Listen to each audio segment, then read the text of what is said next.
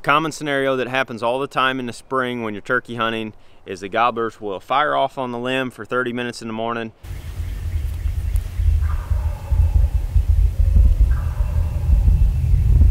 And as soon as they pitch down, they will shut up and they'll spend most of the day with hens. If it was the other way around, then most of us would go out to the turkey woods, scratch on a call a few times and kill a bird every time, but that's not the case. More times than not, you're dealing with gobblers that have hens, and that makes things very, very difficult as a turkey hunter. So I'll try to give you a few tips that can help remedy that situation a little bit.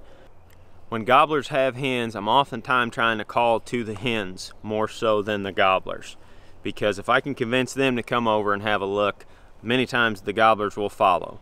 So what I'll do is try to answer those hens. If they're out there yelping a little bit with the gobblers and you can kind of keep track of them as they're moving through the woods, try to answer those hens and mimic whatever they're doing. More often than not, they're just doing a simple plain yelp. They're, 5-6 notes, something like that.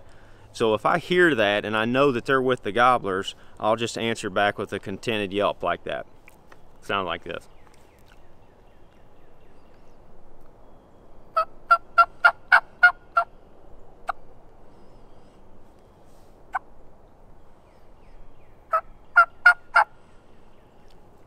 I don't want to offend those birds. I don't want to come in too aggressive and then force them to move the other direction, because that happens all the time whenever the hens get down and get with the gobbler.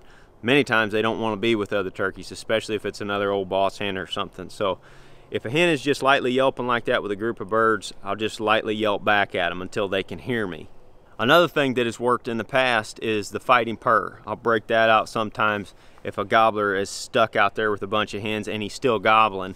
I'll throw the fighting purr in there, and sometimes I can bring the whole flock over to have a look at all the commotion.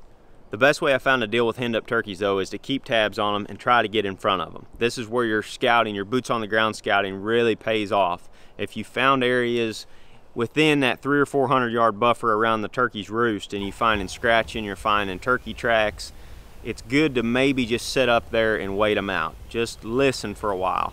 Eventually those hens may come in there just naturally into that area feeding throughout the day. One thing I've noticed early season when gobblers have hens, at least in my experience, more often than not they don't move very far. And that can be an advantage to you, because if you hear a turkey gobbling on the limb and then hear him get down with a bunch of hens, there's a good chance he's going to be in that general vicinity all day floating around with those hens. And if you can just hang with those birds, if you can just occasionally listen for a light hen yelp in the distance or something and stay within earshot of those turkeys, if he happens to lose those hens, say 10, 11, 12 o'clock in the middle of the day, and he goes to gobbling, you're right there ready to capitalize on that opportunity, because he may not lose them for very long. So just to recap, most of the time the plain yelp is what I'm using to call to henned-up turkeys, but occasionally if a hen gets real fired up in that group and she starts yelping and cutting real aggressively, I'll answer her back with something similar like that. Sound like this.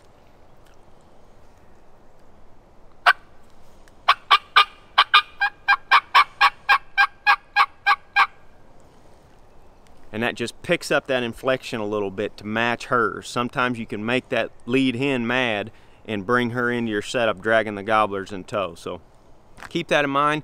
Good luck in the field hunting this spring. Hope you all get a few gobblers down.